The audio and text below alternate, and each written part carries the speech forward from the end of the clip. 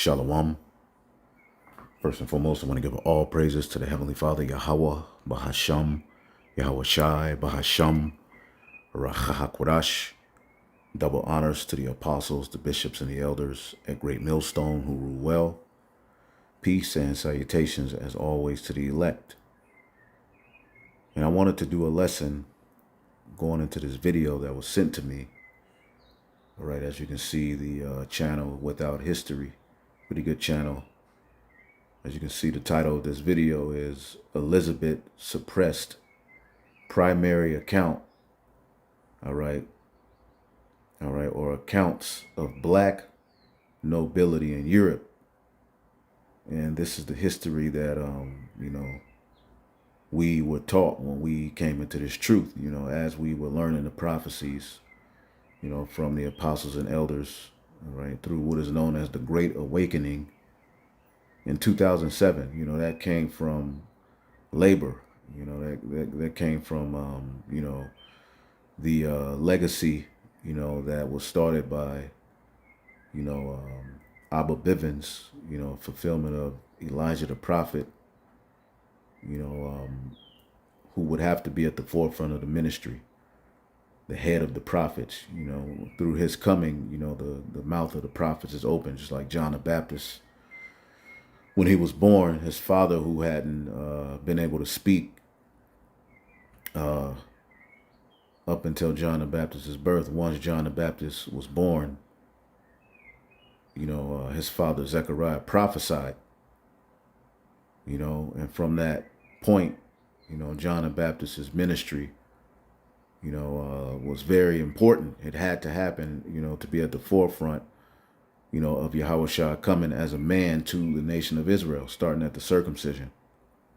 The Jews, Judah, Benjamin, and Levi, who were in, the land at that time, which was subject to the Roman rulership. Okay. And, basically from that point up until, what is called as One West, where you have men who labored, and ultimately carried on that tradition of going out and street preaching, prophesying. And eventually, One West, which was the center point, the school, which everything flowed through, pretty much it got corrupted, which is reminiscent of the temple. When you deal with the temple, at the time Yahweh Shai came on the scene, a lot of the leadership had sold out to Rome. They had went off. The temple had become a place of merchandise. Okay, well, the same thing applies with what you call One West, because the truth came from One West. That's who, the men of the Lord, King Masha, you have High Priest Ariyah, and other men who labored. Some have left, but ultimately these men labored to, bring forth this information that you now have access to through the Holy Spirit. These were the men who labored, all right? But though it became corrupted, the truth came from it, just like the truth came from the temple at the time when John the Baptist, his father, Zacharias, who we just talked about, and his John the Baptist's mother, Elizabeth, they were all, descendants of Aaron, High Priest Aaron, Moses' brother himself. They were direct descendants of him. So John the Baptist was within that, that lineage. So he's at the forefront of the ministry, Elijah the prophet, which was John the Baptist when he came. The Lord himself told us that. All right, but that's for those who have ears to hear. This is what we believe through faith. We believe when in the scripture, as the scripture have said. You see, and through these men who labored, this information of the Dark Ages, the 1,000-year period that is known as the Byzantine Empire, the truth of the matter came out through that labor. And in 2007, it was put on the internet. And this is where you have what is known as the Great Awakening. A part of us learning these prophecies, a part of us learning, who we are as Israelites, was associated with a very, very beautiful, education, if you would call, because education draws out what is within you, who you really are. All right. The apostles and elders carried on that tradition from the men who were before them and with them, that some of them fell off, but they were all bringing out the information, going to the libraries, doing the hard work. They didn't have the internet like we had today. They had to go to the library and find these Russian icons and get these books and go into this history. How did the Jews look before the 1400s? Why does the art after the 1400, which is what you know as the Renaissance period, why is everybody so-called white? Well, they were able to destroy the icon. You have what is called iconoclasm. So they were able to help forward this narrative within their pseudoscience that you're 3/5 of a human being. You don't really have any rich history. You never ruled anything. You're a nigga. You're a thug. They've really destroyed your icon. And within that, they destroy the image, is what is known as good about you. And see, to be a so-called black person, it's now associated with a bed bug looking, all right, degenerate, all right, or a bad bitch with a booty, too far out and fake, and eyelashes all over the place, and chewing gum and blinking at the same time. That's what a so-called black person is associated with, because through the ruler, he's been able to destroy, all right, the iconoclasm. And that's what this particular documentary is going into. And when you deal with it, it's scriptural. We, the prophets, tie all of this to the scriptures. He's, bringing out this information, which is very good information, because, our apostles and the elders been going into this. This wasn't a talked about thing before 2007 like that. The apostles went into these books. The apostles were on the streets with these books, going into this history and breaking it down according to the scriptures, man. I was there. Okay, I was when YouTube started to get popular. We were there. Okay, and we know what was on there. We was everywhere.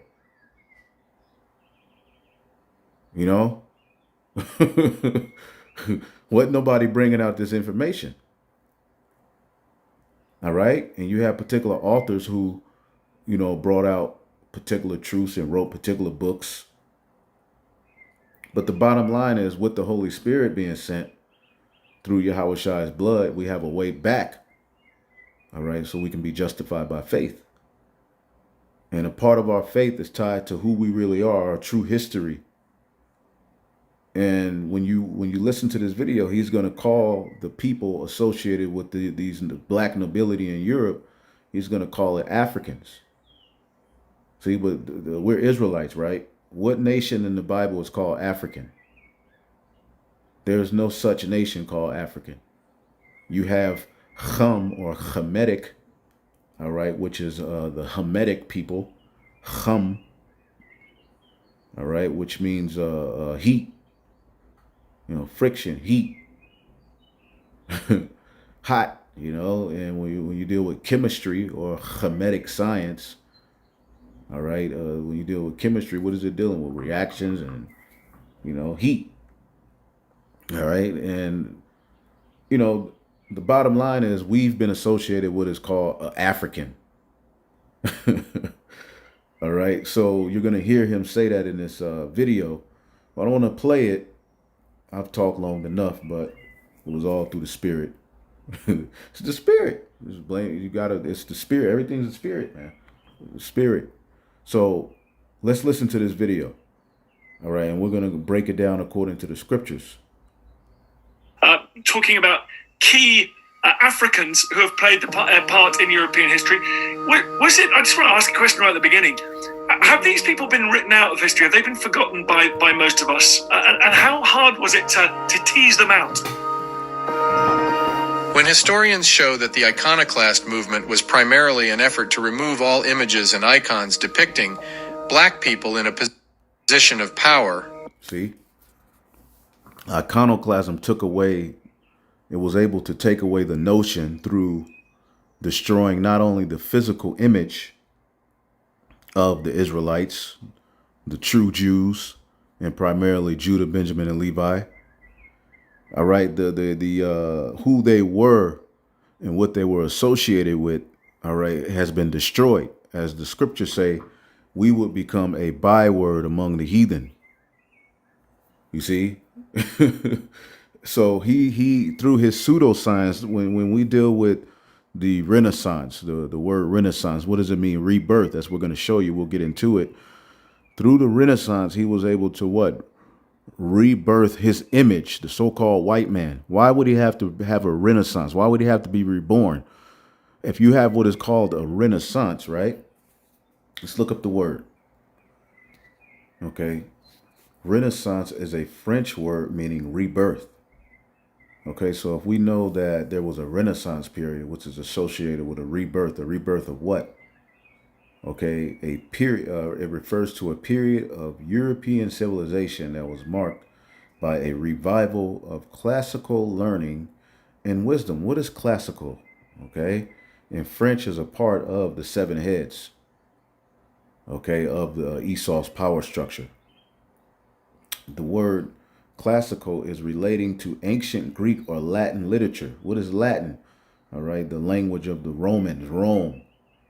See, so the rebirth or Renaissance was the rebirth of, all right, the Western Roman Empire that had failed. Okay, and for a period of 1,000 years, you have this history that Esau associated with, okay, the medieval times, the dark history.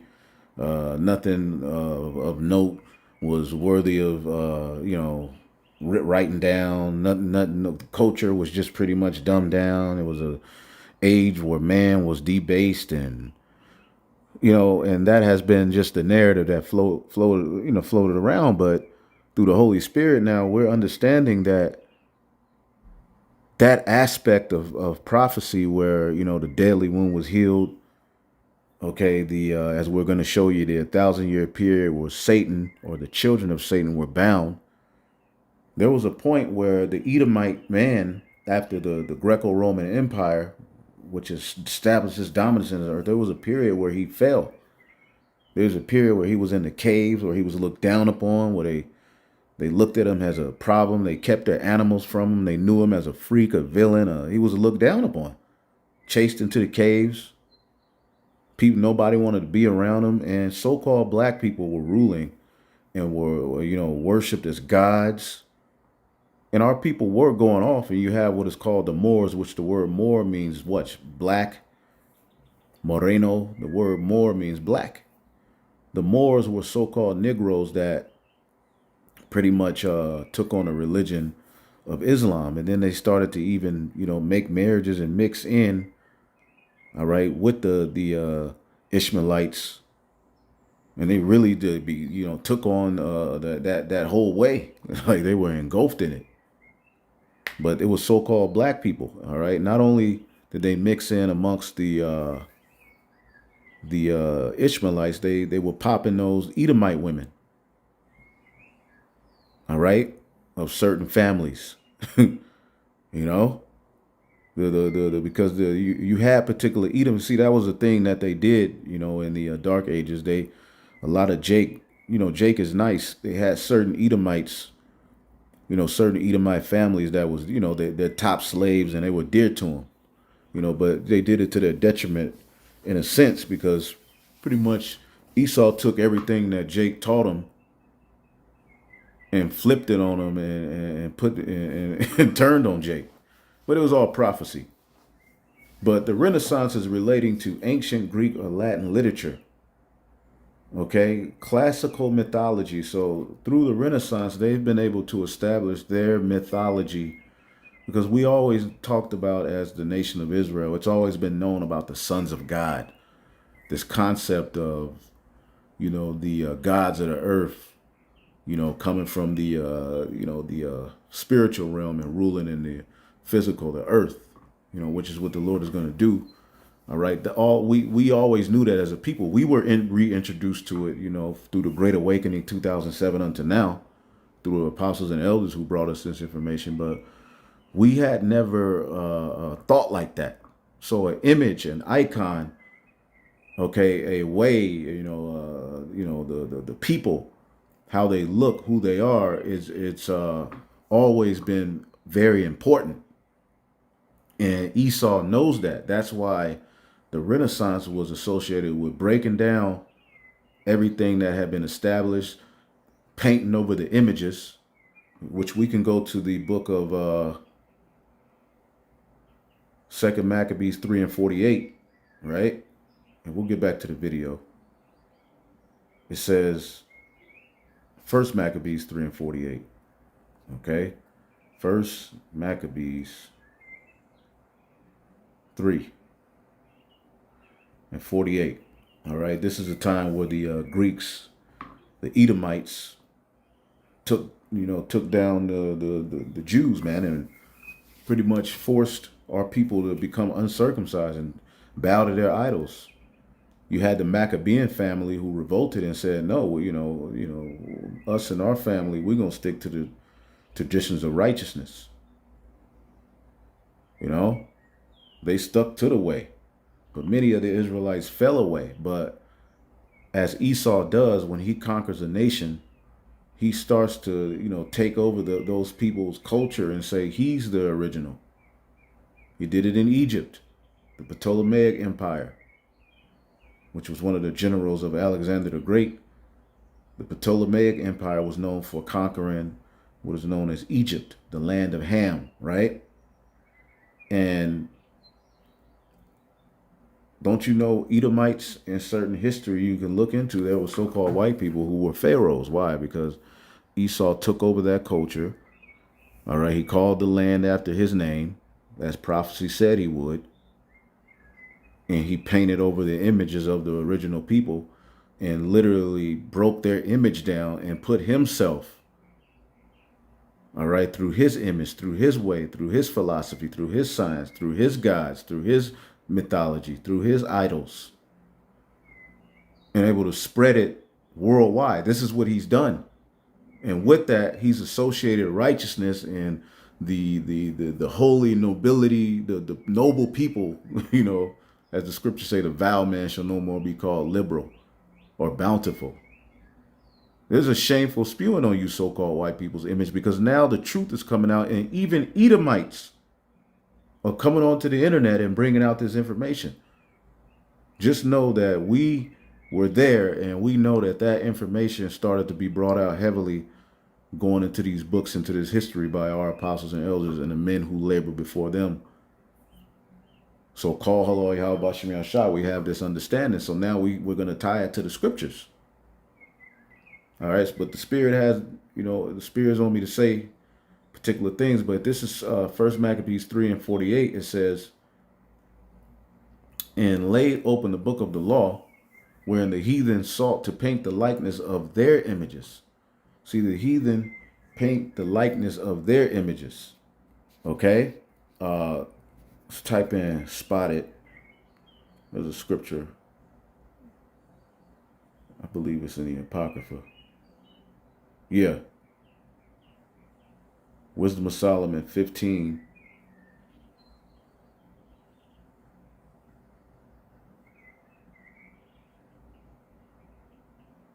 Let's see here. As a matter of fact, let's get it in the GNT.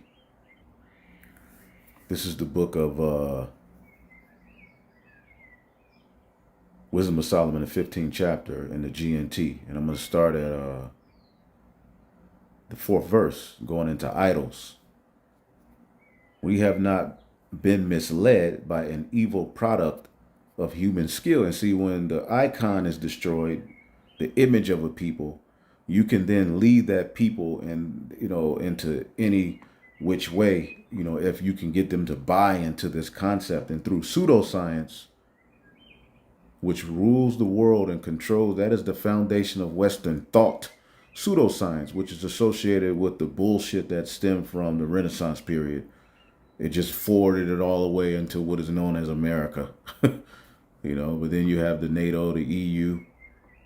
It's all bringing back Rome. Even when you look at the European Union, look at a map of the EU nations and then look at a map of ancient Rome. It's the same thing. It's just reborn into the earth, but now the power seat, all right, is here in America, and then you have Canada. You see? So, as you see here, it says, we have not been misled by an evil product of human skill, all right, by any useless object painted by some artist, or by any idol smeared with different colors. See?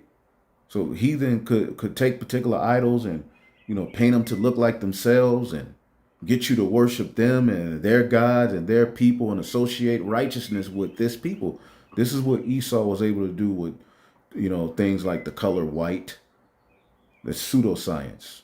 There's no nation on the planet Earth called white. There's no such thing as a white people. As a matter of fact, our elder Malcolm, the head of the Chicago camp, brought out, all right, that people then start calling themselves so-called white, all right, until around, I believe, the 15 or 1600s. Okay? But he goes into it all the time. Nations were never called by a white. Okay? You were called by your father's house, his name, his last name, or the land that you grew up in. You could be called, Oaklandite. Israelite. You were native of the land of Israel. Then you have Hamites. They're native in their land, and so forth.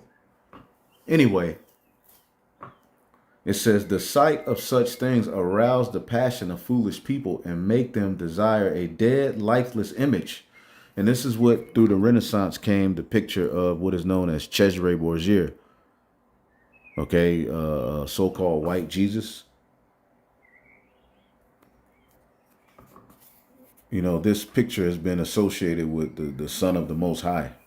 All right, which really, it was a painting of Serapis Christus, the Christ. All right, which the Pope was able to make his son, a Christ-like figure. And that's what the heathen did. They did, all right, particular rulers would, make themselves and their sons gods. And the Borgia family was known for crime, cutthroats, just like the family line of Cain is nothing but the biblical Edomites back into the earth.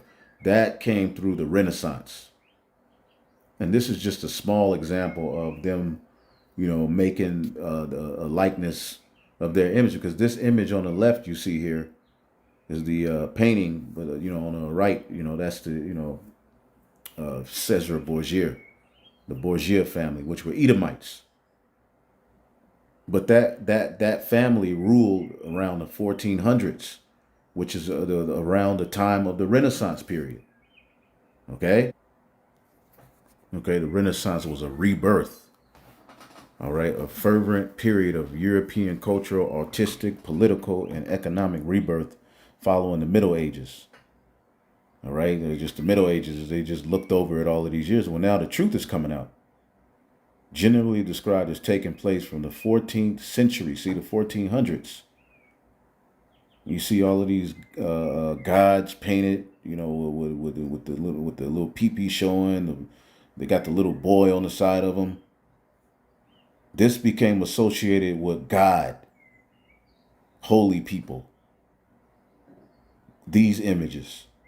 But see, what we're getting ready to show you is how the images before the 1400s looked by going into this video. Let's go back to it real quick. Talking about key Africans who have played the part in European history. Was it? I just want to ask a question right at the beginning. Have these people been written out of history? Have they been forgotten by most of us? And how hard was it to tease them out? When historians show that the iconoclast movement was primarily an effort to remove all images and icons depicting black people in a position of power, or as deities, these historians are labeled as historical revisionists. And yet it is not just a few images that show that there was a substantial black nobility in Europe before 1453, but in fact, despite centuries of sustained effort to suppress and erase this African presence, there still remains a large body of evidence that still shows this. In 1352, when Jacob van Maerlant made his famous painting of Charlemagne killing a Moorish leader, this is how he drew the Moorish leader, as a black African.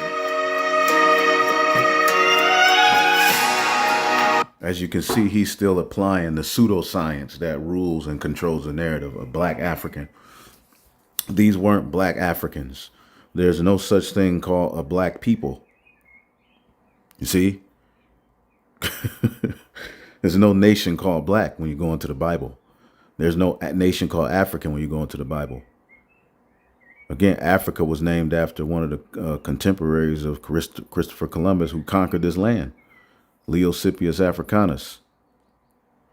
You see? And when you deal with Egyptology, you know, the Hamitic science, the science of Ham, the Hamites, okay, is ultimately brought forth to you by so-called, British, so-called French scientists. They're the one who brought forth this so-called religion of Egyptology and, went into the hieroglyphs.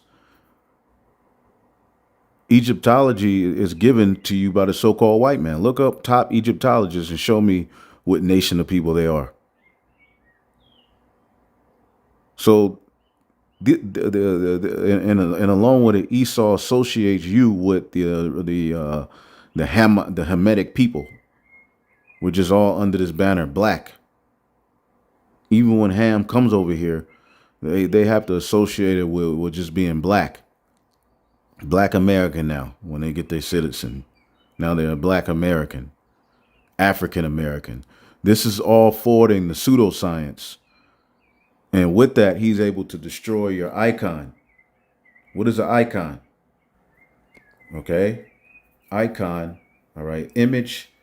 All right. Figure, picture. All right. And Jake has always taken pictures. We're known to do that. Even when I grew up, one thing about families back in in that time, once Jake got their hands on the camera, they took pictures and they made picture albums. So Jake was always known to paint. There was a time before the cameras, we painted those pictures. There was an image associated with the noble families, the noble people of the earth. And although Jake was going off during this dark ages, all right, things were flourishing, and a lot of the inventions and things that went on around that time have been stolen by the Edomites and pretty much reintroduced as if he was the original, like he never failed. But then why do you have a Renaissance period? Why did you have the need to instill your image, your mind? All right, it's a Greek word. It's where you get icon, image. And doesn't the scriptures talks about the image of the beast? Well, he was able to destroy your image and implement his image and force you to bow to it and to him as superior. To the point where he's going to he's going to tell you to, all right, become his property fully through digital ownership. The rights to your body, your soul, your insides. Oh, man. So icon. All right, to be like. So we deal with the image of the beast. All right, they were able to destroy an icon. Iconoclasm means what? All right, the action of attacking or assertively rejecting cherished beliefs. So they're able to take down a belief system and implement theirs. All right, and institutions are established values and practices. So the values and practices in which this world is ran on is all ran on a pseudoscience that is associated with the Renaissance period. That's what they've reestablished into the earth through the image of the beast living. It's living through all of the bullshit of the mythology of the ancient Greco-Roman Empire is now ruling and dominating the earth today. But now they have technology, so they're able to present these idols and these different, holy days and sacrifices in different ways.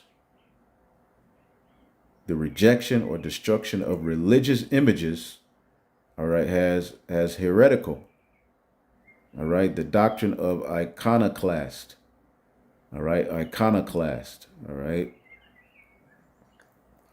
All right, a person who attacks cherished beliefs or institutions, and this is what the so-called white man has done. Okay, he's able to destroy the likeness of a people. All right, he's able to destroy an icon. See, and when we go here, okay, he's going into it.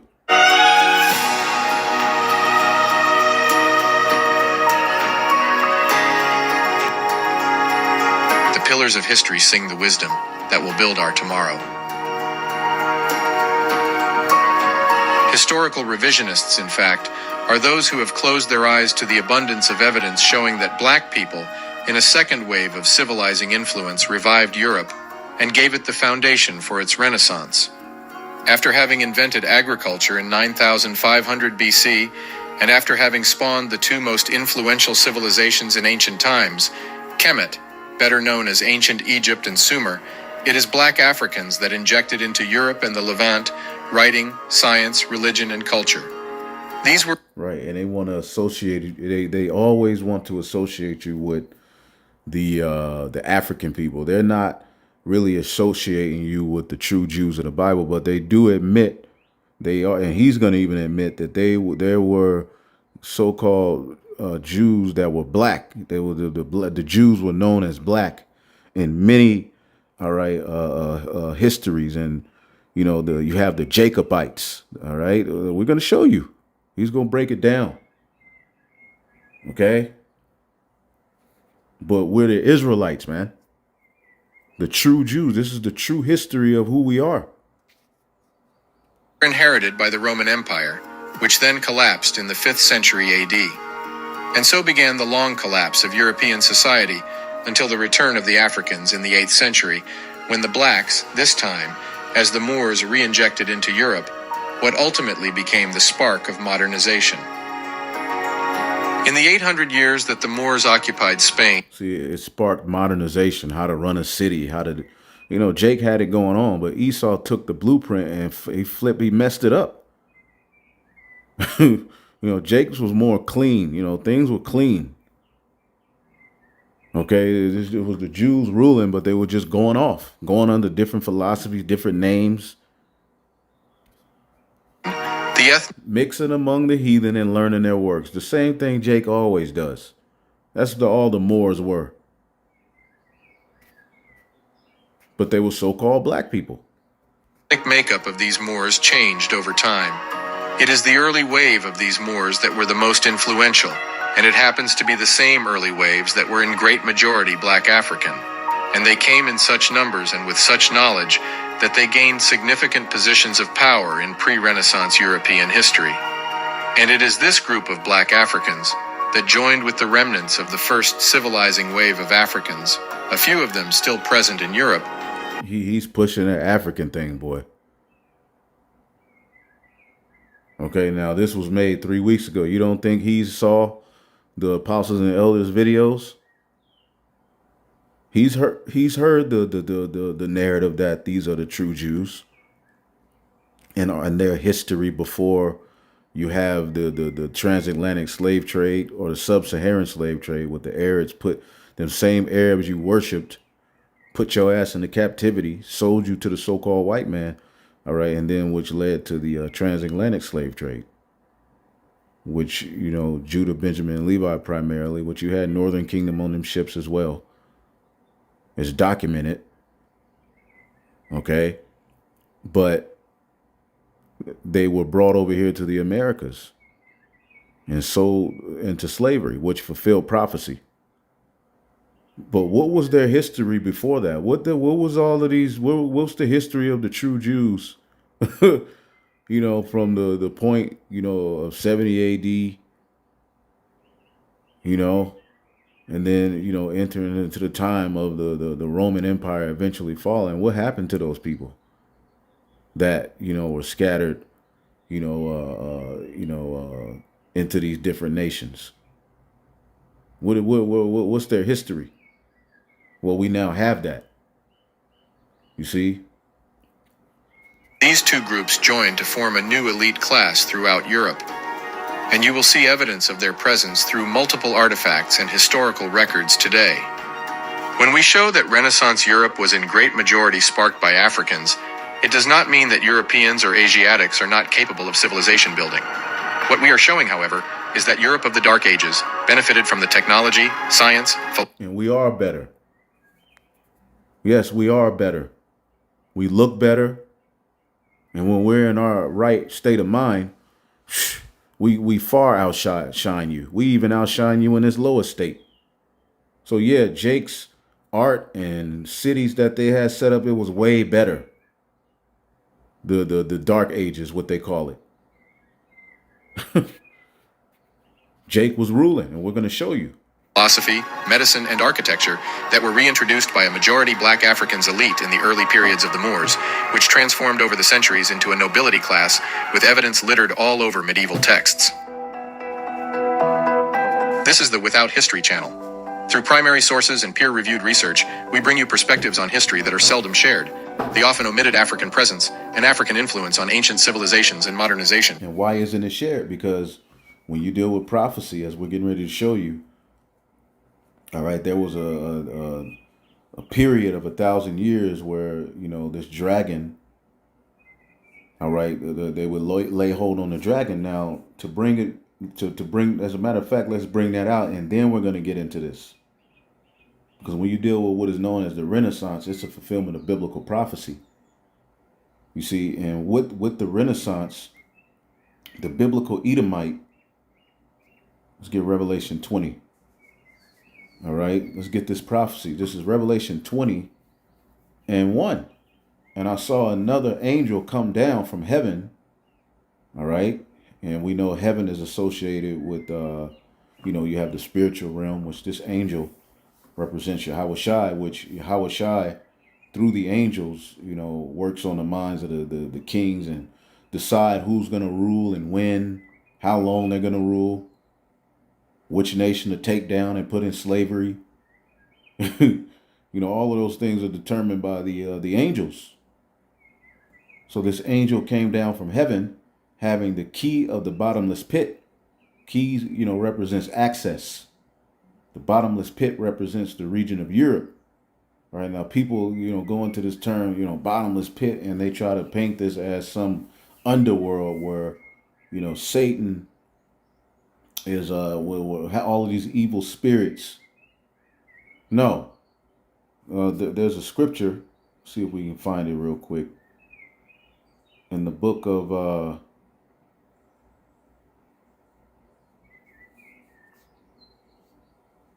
Second Esdras, the 5th chapter. Let's see here. Chosen the one pit.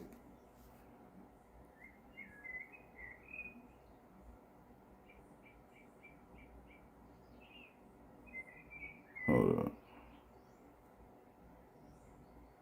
Okay, yeah, 2nd Esdras 5 and 24. And of all the lands of the whole world, thou hast chosen the one pit, all right, which is Jerusalem, the land of Israel, starting at Jerusalem, the land of Israel. That's his chosen land. Okay, it's that chosen land that is known as the Holy Land. All right, and it starts at Jerusalem. And of all the flowers of the earth, one lily. So of all the lands of the earth,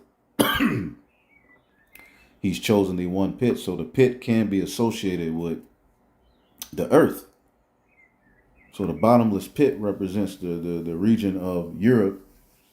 All right, because they lack in resources. All right, and it was also the hub of much witchcraft, evil. You see, and this angel having the key of the bottomless pit and a great chain in his hand, and he had laid hold on the dragon, that old serpent, which is called the devil and Satan, and bound him 1,000 years. Okay, so this has been associated with a spiritual demon Satan being cast down into a place of darkness. Which, if he's Satan, how does darkness punish him? How does he get punished? like by being put in the pit. All right, we know that the scriptures say, all right, in the book of Second Thessalonians, real quick. All right, we have to break this down, and then we're gonna play the video more. All right, but we have to break these scriptures down. All right, that's the key principle. Second Thessalonians chapter 2. All right, and 8. And then shall that wicked be revealed, whom the Lord shall consume with the spirit of his mouth and destroy with the brightness of his coming. Even him whose coming is after the working of Satan, with all power and signs and lying wonders. See, and we know that word lying is pseudos. Okay, pseudoscience is what rules the world. Pseudos means what? A lie, a conscious intentional falsehood. In a broad sense, whatever is not what it seems to be.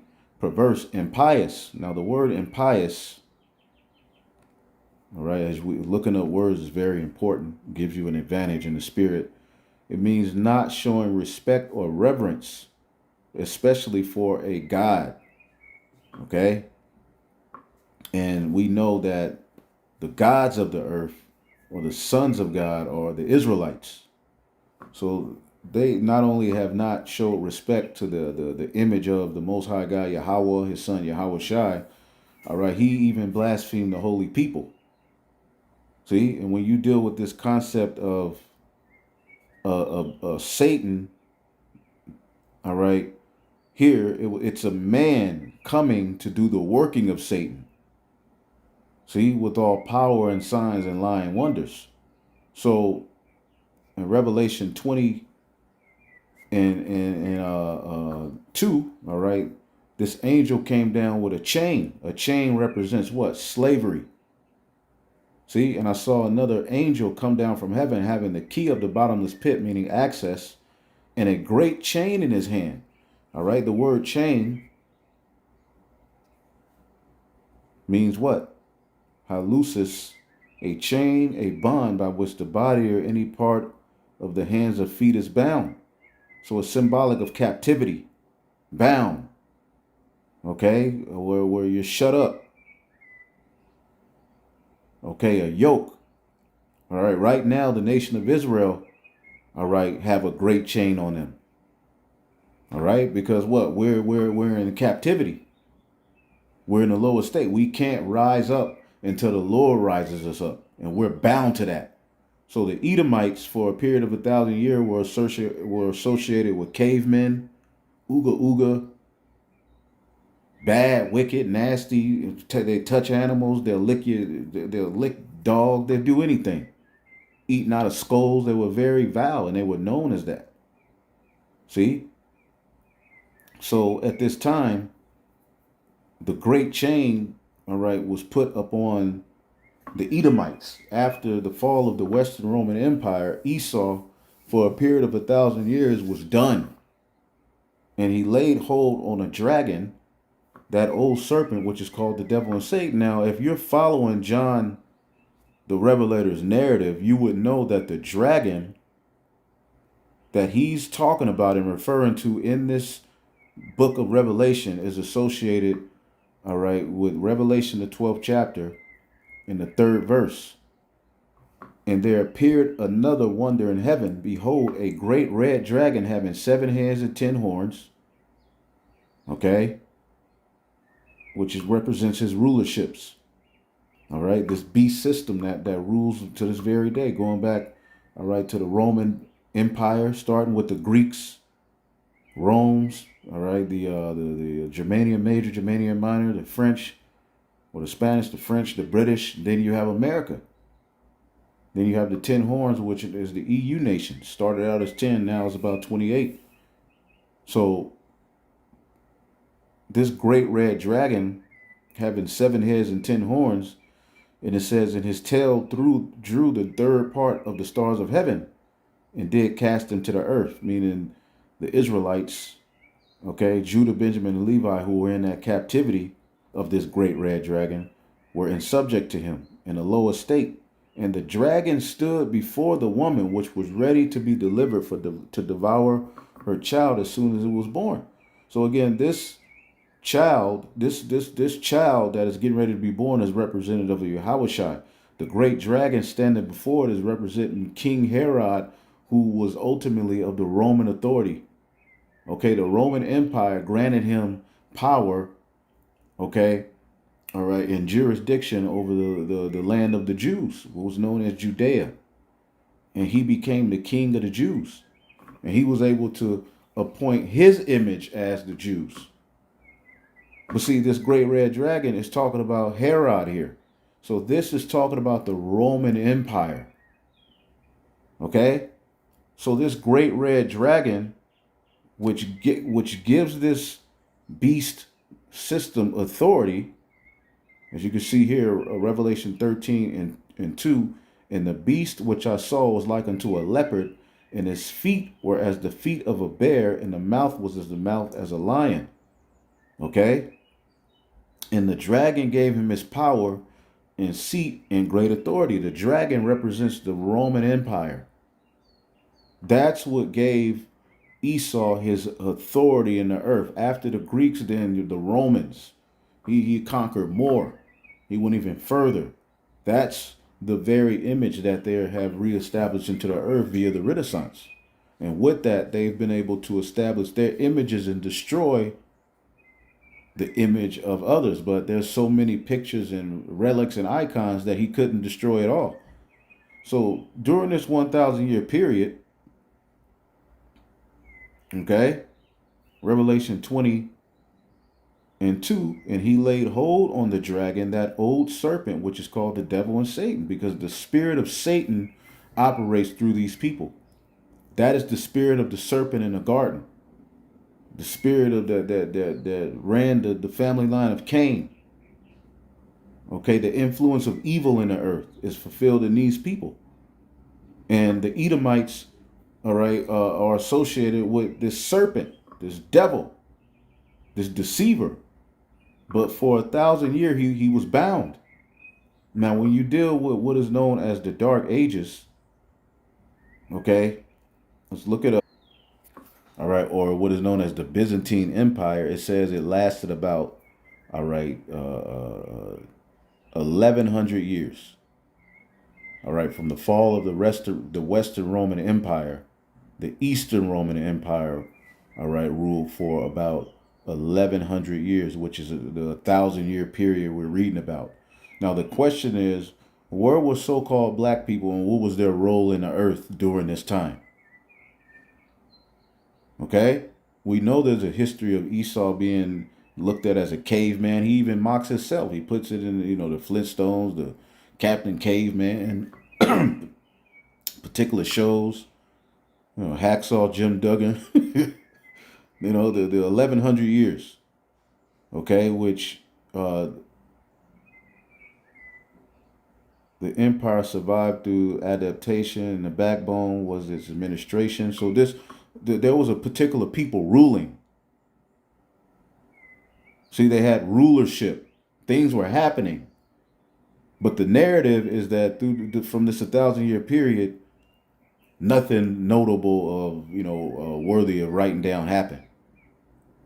So when you get Revelation 20 and 3, and cast them into the bottomless pit. So this great dragon was cast into the bottomless pit for 1,000 years and shut a seal upon him that he should not deceive the nations no more, meaning he wouldn't be in rulership.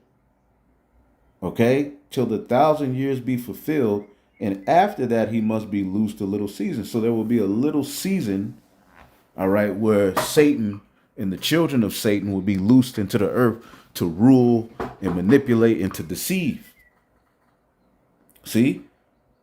But for 1,000 years, they wouldn't be able to do that. That represents the dark ages that we're getting ready to go into. I just want you to understand before we tap into it, which we may have to just do a part two. But you have to have this breakdown in order to, before you get to the goodies, you got to go through the straight gate. You got to know how this ties to the Bible. You got to know the breakdown. This is the breakdown we received through the Holy Spirit from our apostles and elders and the men that labored, all right, before them. So he was cast into the bottomless pit and shut him up and set a seal upon him that he should deceive the nations no more till the 1,000 years be fulfilled. And after that, he must be loosed a little season. So a seal was set on him, meaning he couldn't rise up. All right. He wasn't in a position of authority. His blessing would be fulfilled as he rose back up. See, a part of his blessing was to establish the Greco-Roman Empire, but the fulfilling of it would be through establishing America, NATO, the EU, this beast system that dominates the earth. So when you read this chapter, you jump from verse 3, okay, to verse 7. All right, and the Lord had it written like this because the 1,000-year period, all right, from verse 4 to verse 6 is talking about the kingdom. The first 1,000 years in the kingdom, but the way it's written, the way you link it through the Holy Spirit, when you spiritually discern, is you jump from verse 3 to verse 7. So it says, and when the 1,000 years were expired, Satan shall be loosed out of his prison.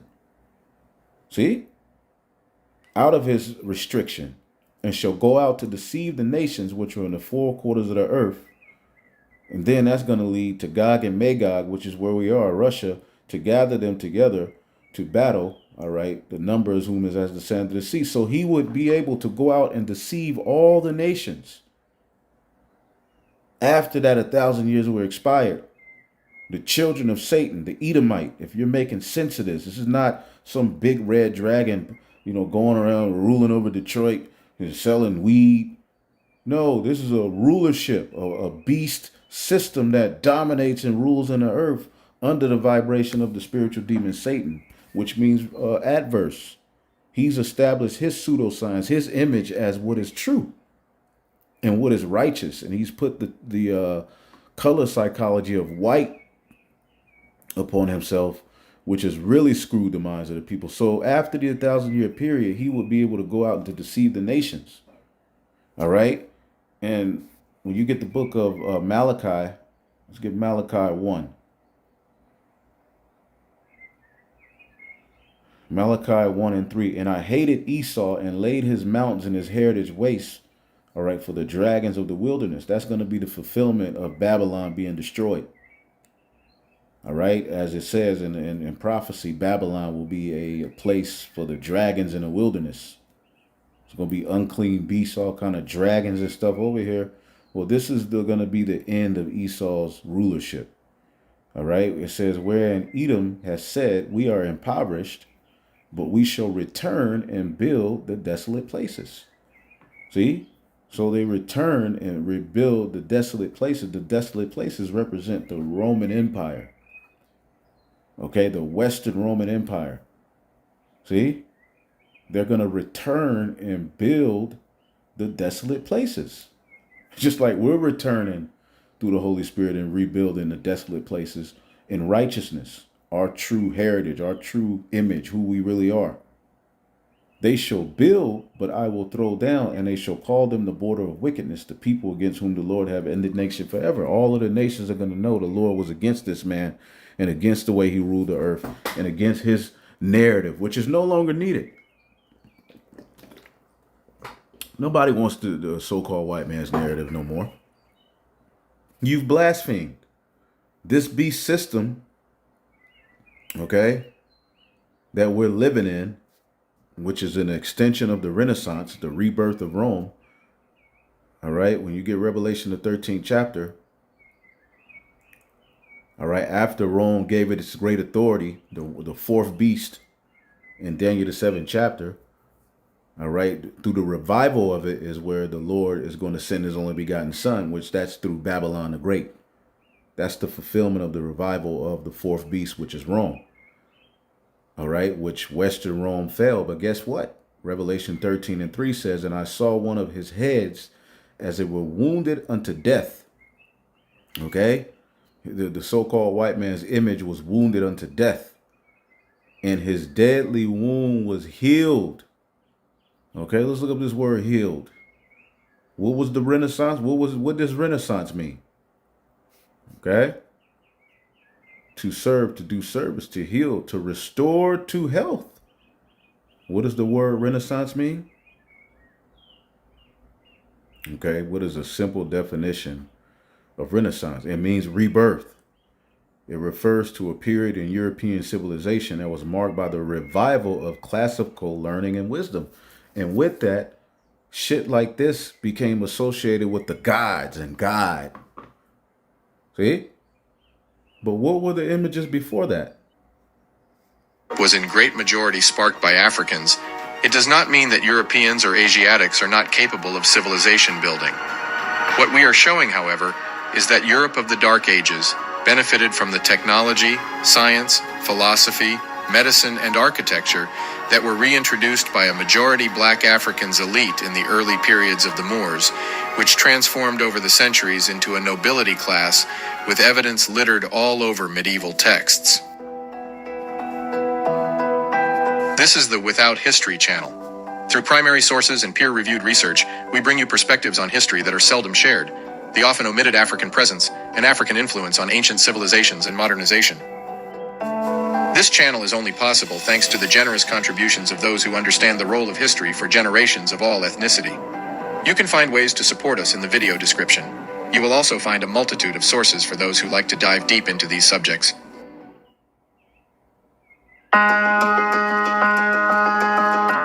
In the book Memoirs of the Secret Service of John Mackey, he provides meticulous descriptions of many of the influential figures of his time.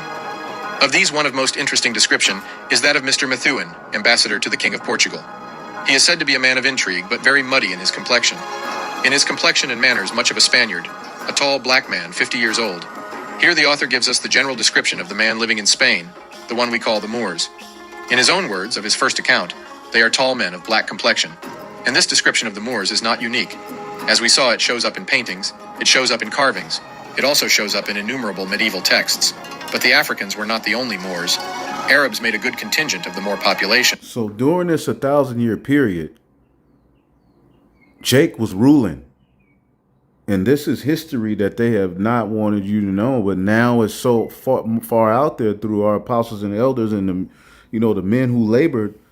So now Esau's acknowledging it and bringing it out and going even deeper, finding even more art icons and facts. All right.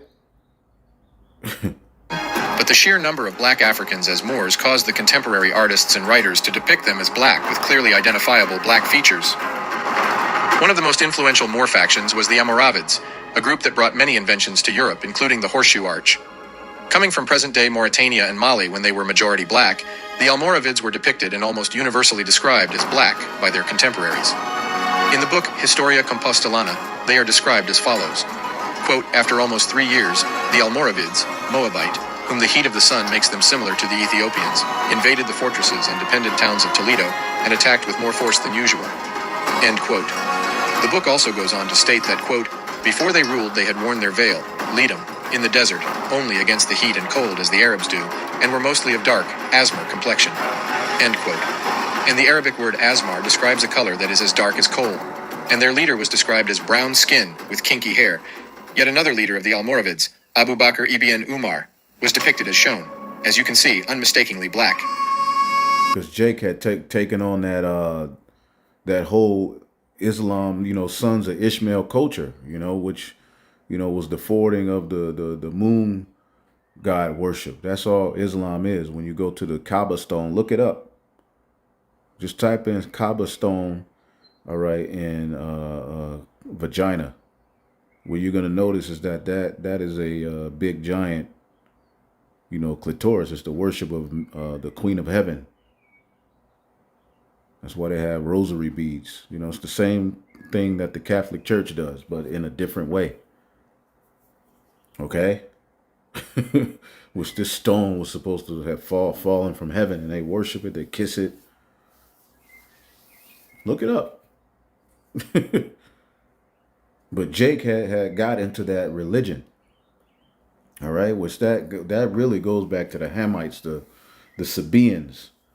All right, in the scriptures, which are the sons of Ham, they were the first to worship, the moon and stuff like that. Which that goes back, even further before that. But just a little point. In 711 AD, when the Moors led their conquest of Spain, the whole of Europe was going through turmoil. 3 centuries before, the Roman Empire had collapsed. Europe was now divided between East and West, and soon the Vikings would begin their reign of terror. Malnutrition, illiteracy, disease, and lawlessness were rampant throughout most of the region. The arrival of the Moors forced the unification of rival factions under the banner of the church. It also caused the rapid adaptation of European society. Which, again, with this history, some of it you take with a grain of salt. All right, but we're just getting the meat of it. Again, we apply everything to the scriptures. Okay, but you got to understand, there's a lot of bones that you got to pick out. You don't chew on the bones unless you're a savage. You're chewing a bone, like looking out the corner of his eye. Nah, you don't chew the bone. All right, certain Jake, you chew it and you suck the marrow out, which that's good for you actually. But you don't swallow it. You spit it out. You get what's needed and you throw the rest away. You got to learn how to do that in this truth and not be engulfed. All right. You should be able to, get to the point to where your discernment is so on point. You know when to go into a particular arena or bring out some information, but then, get from it what's for you and for us as Israelites, and the rest, I don't give a damn, nigga. Bye. Anyway. To what they perceived as a new threat to their way of life. But as much as the Moors were perceived to be a threat, they brought a long list of civilizing elements to Europe. The Arabic numerals, algebra and trigonometry, medicine, agriculture, techniques, architecture and music, waterworks, navigation. See, now they're able to use you to push forth a negative aspect of music, art, literature, what a man is, what a woman is. All right, back then we were noble families, man. And even the Pope wears the Negro heads. These particular families, all right, originally ruled these areas. Those are the true saints. The true church, so-called church fathers that carried on the traditions, although they were going off, it was our people. And eventually they got heavily into Islam. Papermaking. These are just a few of the elements that Europe inherited from the invaders that had come from the shores of northern Africa. Among these items, one can find the classic Greek text. These have been translated to Arabic by researchers from the Islamic Empire. And a lot of the Jews have fled, all right, to Africa. Okay, it was a big population of Jews even in Egypt. Jake was all over the place. Okay? Yes, the Greek texts we have today are in fact texts that were given back to Europe by the Africans. Once they arrived in Europe, these blacks started showing up in increasing frequency as royals and nobles all over Europe. And to some Europeans, they had an all too familiar look, that of their deity.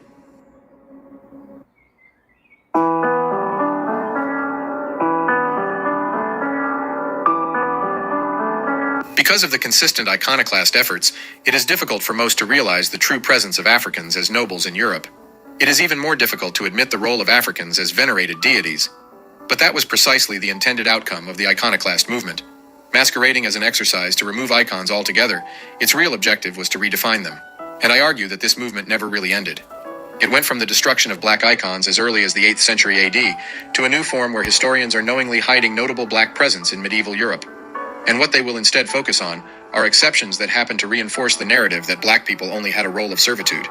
There is no better example for this. See, when you think of a so-called black person, you'll never associate them with ever have ruling anything or ran anything.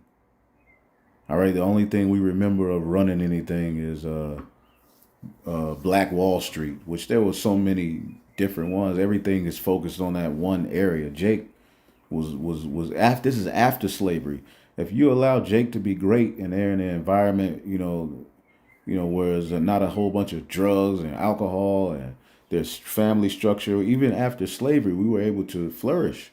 Well, what do you think we were doing during this time where Esau was pushed into the caves, looked down upon?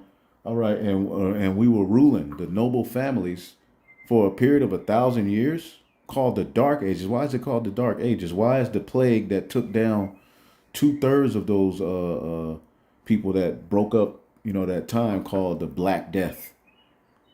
Why? Because so-called black people were ruling. You see? Point blank period. Salakia. Let's just go back to the video and then we'll end it off. We'll get some other points and end it off. Give me 1 second here.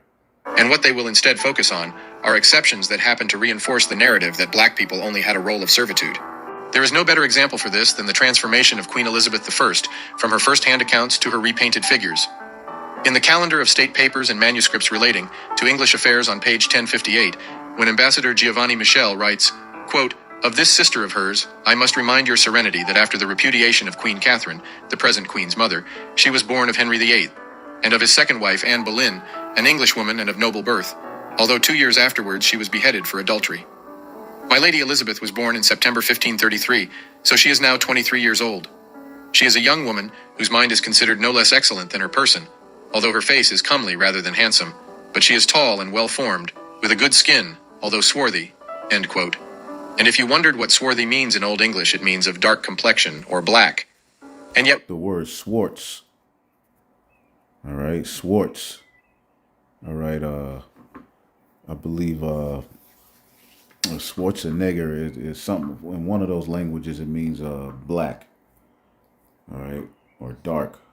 when we look at portraits and paintings for Elizabeth, she is depicted with the whitest of white skins, with what happens to be curly red hair.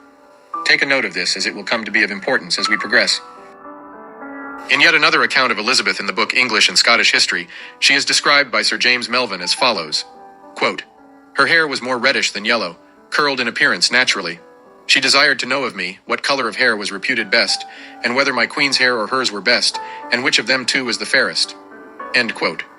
Well, it is not uncommon at all for black women to be born with curly red hair, as you can see in these many examples. Swarthy, of dark complexion with curly red hair, and again swarthy dark complexion with curly red hair. And if you are still doubting that iconoclasm erased as many images of black nobility as they could find, here is yet another example.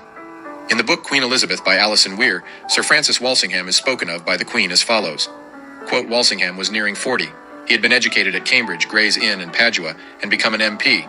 Later, he had come under the patronage of Cecil, who had offered him a post at court, and later placed him in charge of his secret agents. Because of his swarthy complexion and black clothes, Elizabeth nicknamed Walsingham her Moor. End quote. As we have just seen, Sir Francis Walsingham was a Moor and was swarthy of complexion. But if you search for his images, this is what you get. Someone who is the farthest away from swarthy. It wasn't just England. The Black Moors were everywhere in Europe, and they showed up in very surprising areas. In the 10th century in Scotland, the king was called Dub Mac Mael Coluim. This is beyond interesting because the old Scottish meaning of dub is black, as you can see from this old dictionary. Yeah, Scot means black. Okay, Scotland. Okay, the land of the blacks. Because we ruled over there at one point. And in old Wikipedia depictions of the man he was shown as follows. But this has since been replaced. If you read on, you'll see that he was called the Black. Further to this, in the book The Mystery of Legends of Scotland, the author confirms the existence of purely black people. We see one of them in the person of Kenneth the Niger. During the 10th century, Kenneth the Niger ruled over 3 provinces in Scotland. The archaeologist and writer David McRitchie declared that the Moors dominated Scotland as late as the time of the Saxon kings. So late as the 10th century, 3 of the provinces of Scotland were wholly black, and the supreme ruler of these were the Black Kings of Scotland. You will also note that Scottish royalty was intimately related with English royalty through various bloodlines. On the European... And it's hard to believe it because what the Lord has done... All right, let's get this scripture real quick. All right. He's taken the chief people. All right. He's taken the chief people. Let's get the book of Job. All right. Should be in the book of Job. Right. This is the book of Job, chapter 12 and 24. He taketh away the heart, the mind, all right, of the chief people of the earth. Who are the chief people of the earth? Who are the kings of understanding? All right, the Israelites. The Lord told Jacob, kings will come out of your loins. Right? So he taketh away the heart of the chief people of the earth and calls them to wander in the wilderness where there is no way. They grope in the dark without light. All right. He maketh them stagger like drunken men. All right. Thou shalt grope. Let's get that in the book. Meaning you're reaching, you don't know what you're doing, you're stumbling all over the earth. Deuteronomy 28 and 29, one of the curses for disobedience. Thou shalt grope at noonday as the blind grope in the darkness, and thou shalt not prosper in thy ways, and thou shalt be only oppressed and spoiled evermore, and no man shall save thee. This is why we're in this low condition, fulfilling those curses. But again, there's history that you have to understand, all right, that ties to this very system we live in, because it was reborn through what is known as a renaissance. Why did the so-called white image need to be reborn? What was born at that time? what had died? Of course, their image. So why did they need to be born if they were ruling all of this time? What was going on before that? Continent, we continue to find influential black figures throughout the Middle Ages. In 16th century Italy, we find the medallion depicting an unidentified European king. In 12th century Italy, Moorish philosopher Ibn Rushd, here depicted. And the Black Moors didn't just become kings and queens in Europe, they also show up as rulers of the Byzantine Empire in multiple instances. Like Nikephoros II Phocas, emperor of Byzantium from 912 to 969, he is described in the Relatio of Luitprand of Cremona as, quote, very bristly through the length and thickness of his hair. Those are all so-called black men. Look at them. Color an Ethiopian, one whom it would not be pleasant to meet in the middle of the night, end quote. And yet this is his depiction, really nothing like the man. Here again, we like, even when you look up figures like Casanova, right, known as the greatest lover of all time, right? It says, the few descriptions and surviving portraits of Casanova confirm that in his prime he was imposing. He was an imposing presence, over 6 feet tall, with a swarthy, North African complexion, and a prominent nose. But when you look up Casanova, all right, let's just look up Casanova. These are the images associated with him. But all of his friends described him as a dark-skinned man. And as he got old, he got all, he started getting sick and got, caught diseases. He was cursed. But all of the images are associated with a so-called white man. So this is how this devil has been able to and forward his image, his agenda. All right. After the 1,000-year period, Satan would be loosed and be able to go and implement all of his pseudoscience and lies in the earth. And this is a part of it. This is what he's covered up through all of this time. But see, we're living in a time, all right, as it says in the book of 2nd Esdras, the 6th chapter and the 27th verse, it says, as for evil shall be put out, and deceit shall be quenched. As for faith, it shall flourish. Corruption shall be overcome, and the truth which has been so long without fruit shall be declared. And this is where we are in the grand scheme of things. Here again, we see the iconoclast at work, but where they changed some icons, they could not get all the references.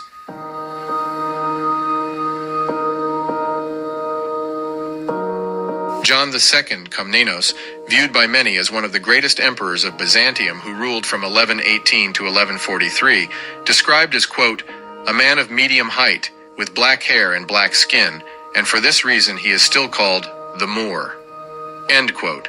The reference can be found in William of Tyre Chronicon 1523. As you can see again, his post-iconoclast depictions look nothing like the written first-hand accounts. So too goes the description of his son, who followed him on the throne, Manuel Wer Komnenos, Emperor of Byzantium. He was described by his contemporary Niketas Choniates as follows, quote, a certain black-skinned Ethiopian. They acclaimed him emperor of the Romans and led him about in procession with splendid crown on his... And the word Ethiopian means burnt face. Okay? Black face or burnt face. That's what the Greeks called the Ethiopian, the Cushite people. Burnt face. That's where you get the word Ethiopian. Okay? The name of Ethiopia itself is Greek and means of burned face. All right, so certain Jake were being classified as Ethiopians as well.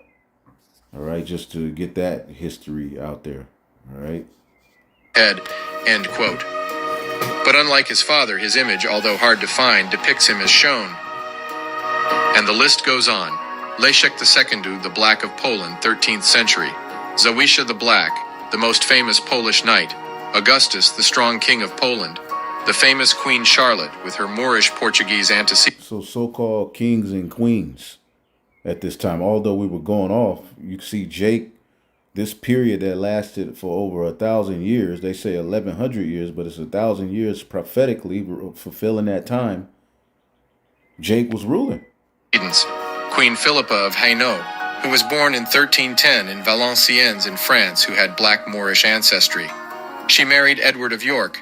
Alexandre Dumas, the famous author of The Three Musketeers. George Bridgetower, the music composer who rivaled with Beethoven. Jacobus Cap... Beethoven was so-called black. Who are all of the great musicians of this time? Jake. And the ones that they shove down your throat, they're just a fraction of the greatness of Jake. There were far better songwriters, entertainers all over the world. Just regular Jake can put together something that is absolutely astounding in the form of music, man. If they're guided through, if the spirit's with them, to do certain things, the Lord gives Jake particular talents. So you think the great musicians was never Jake? It was just always Esau. Every painting you look up of anybody was always him. Jake didn't do nothing but show up in slavery and grab a microphone. All right, and started dancing for some popcorn chicken on the goddamn commercial like MC Hammer. That's what they try to associate you with. The famous theologian, and countless knights, judges, dukes, duchesses, viscounts, and various other noble titles. So much so that Europeans started incorporating elements of the black phenotype into their cultural rituals.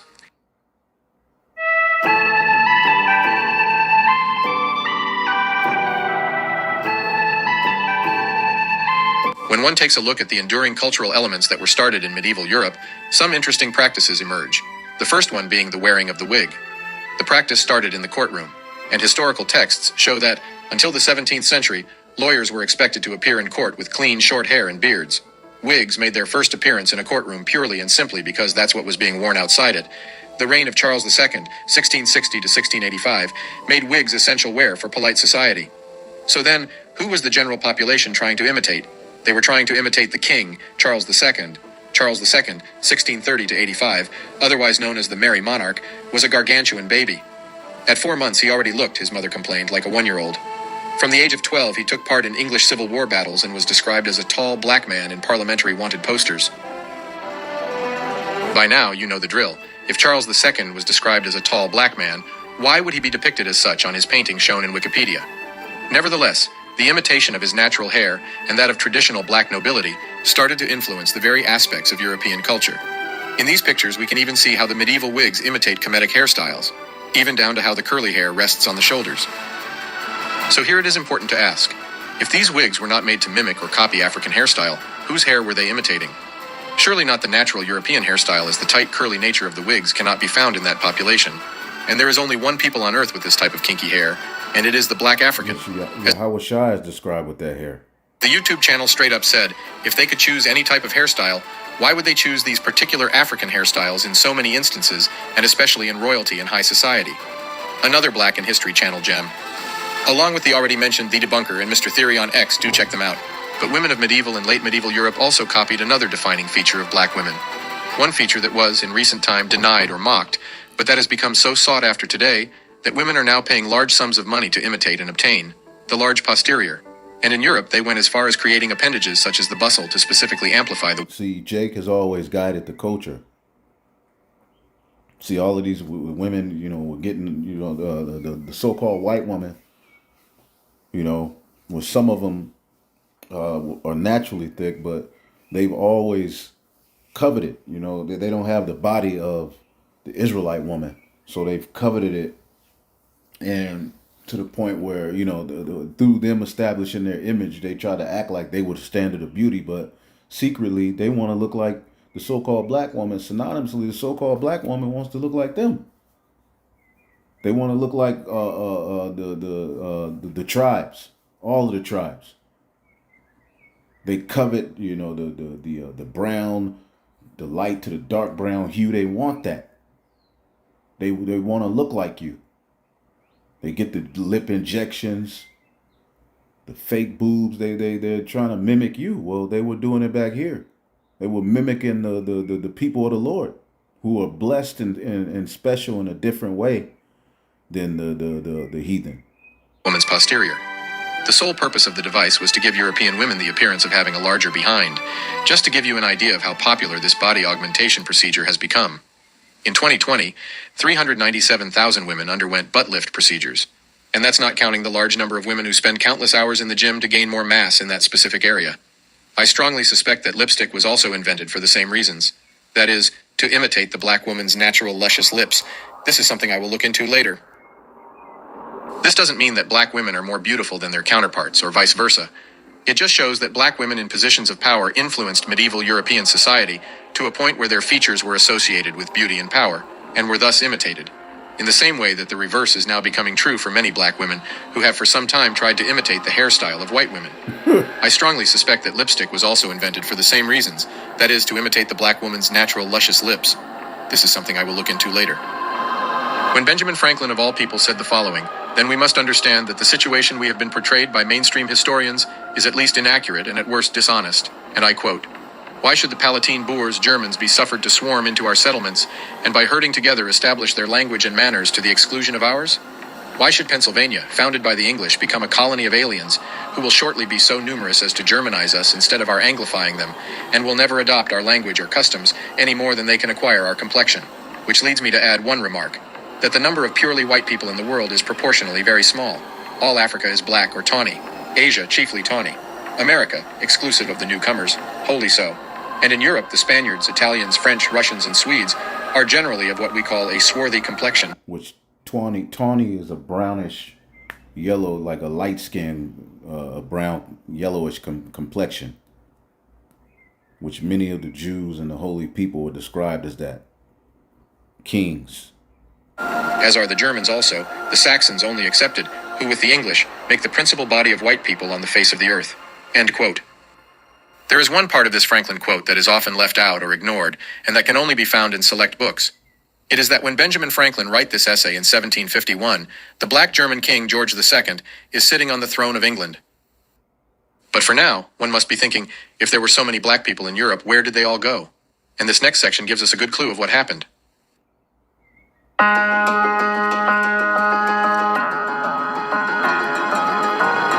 It says too many to count because we're as the sands of the sea.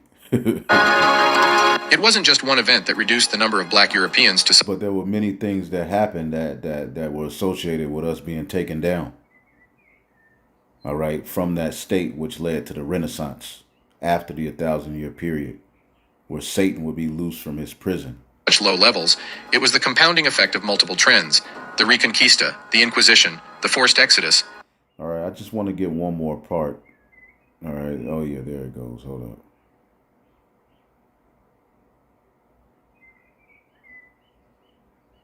Okay. The islands such as Jamaica. All right, they went to islands such as Jamaica. Start right here. Judaism to escape persecution. The Inquisition also targeted the Moriscos, baptized Muslims, who were expelled in the early 17th century, further emphasizing the Inquisition's role in religious and ethnic cleansing.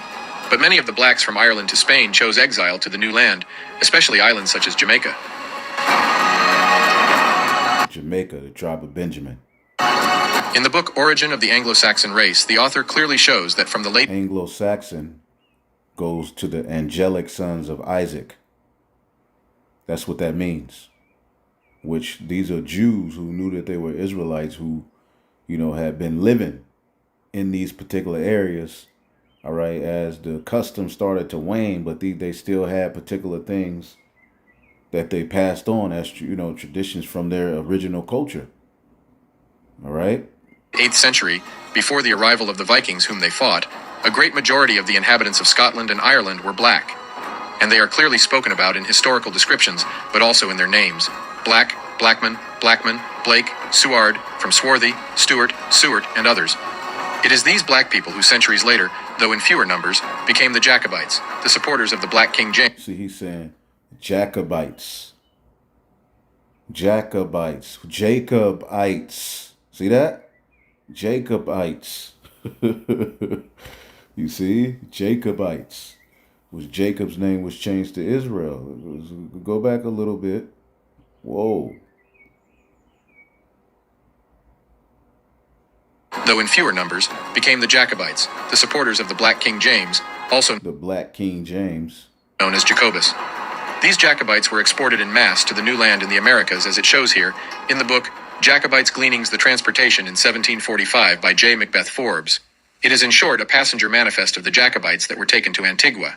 And when we say they were taken, it means they were forced into exile to the islands.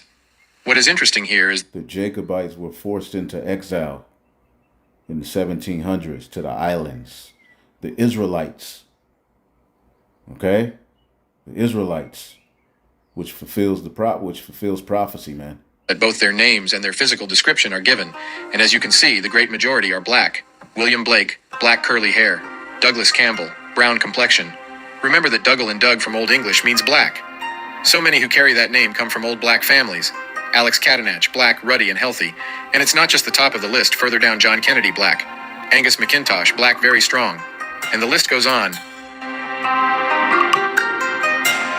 Although the vast majority of black people who arrived in America came directly from Africa, European blacks, smaller in number comparatively, were forced or chose exile over persecution to the new land. And it is these forces, Reconquista, Inquisition, forced exile, that decimated the large number of blacks in Europe. And their traces were then systematically removed from all icons and represent. See, that goes into history that, ultimately we would be scattered, but of influence, creating an illusion of an exclusively European medieval history. One where the Afro-descendant can no longer see himself or herself in the nobility of days past. See, we don't see the nobility in ourselves at that time. We don't think that we can be anything of noble. We wouldn't even, we would hear it and laugh at it. It would be a joke unto us. But equally as damaging, they have created a circle of people who have been born into this lie, have never had the time nor the courage to question it, and who now use it as a justification for ethnic supremacy. And yet, as history shows us, nothing could be further from the truth. And that once again, as they did in 9500 BC when the Black Natufians shared the secret of agriculture with all, as they did in from 3000 BC to 500 BC when they taught the Greeks everything they know. Right, agriculture, which goes back to the Levant region, which is basically pointing to the garden eastward in Eden. Okay, where we, that's where we started that farming and all of that. What was Abel, a keeper of the sheep. All right. The Africans, this time wearing turbans, gave to the struggling Europeans the seeds of civilization once more. And for this, as we shall see in this next section, they were once more venerated as deities.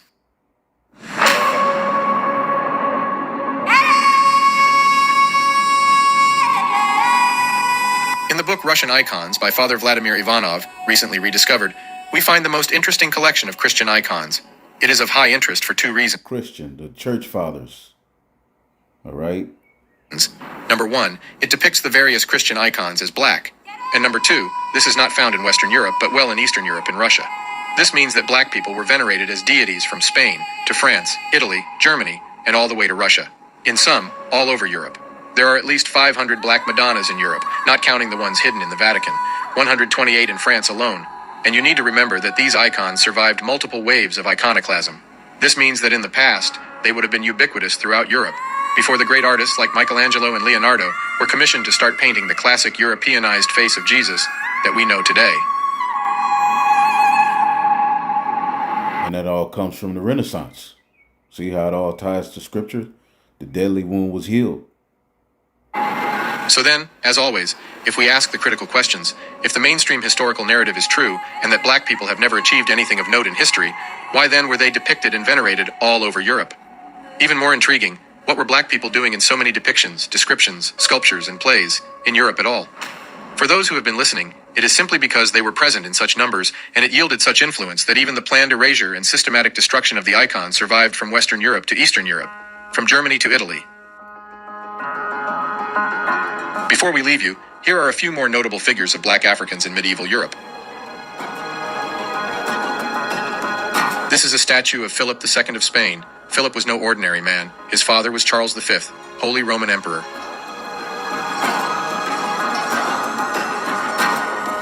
In this portrait, we have a count depicting Christian, John George and Augustus. Christian was a Scandinavian monarch. We have John George, Elector of Saxony. The last one to the right is Augustus, also Elector of Saxony. Their names are engraved on the coin, as you can see. A description of the western islands of Scotland containing full account of their situation.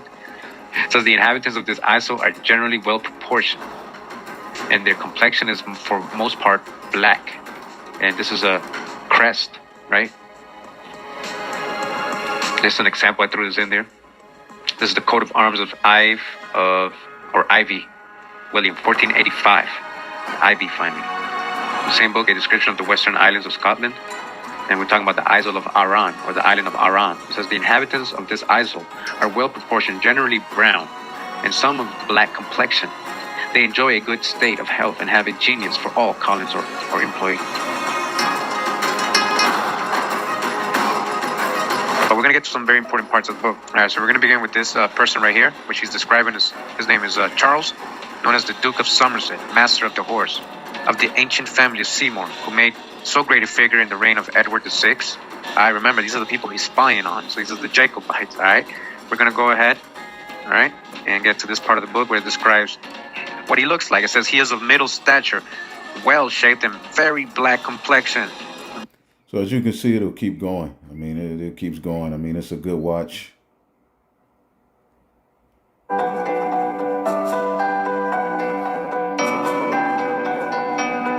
Alessandro de' Medici, also called the Moor, due to his dark complexion. He was ruler of Florence from 1530 to his death in 1537. He was also the first... It'll keep going. I mean, and then you have this one. It's another one that's pretty good. Black aristocrats in the 18th century England, France. Marked on her strong resemblance to the king, not the queen. Louise herself was sure of her royal parentage. When the Dauphin came to meet her, she greeted him as my brother. Madame de Maintenon, King Louis's secret slave trade. Ignatius died of gout at the age of 50 and was the first person of African descent to have an obituary published in British newspapers. Actor Patterson Joseph has written a play and novel about Ignatius' son. See, Jake, we were there, man. So, Lord willing, we'll be back with more.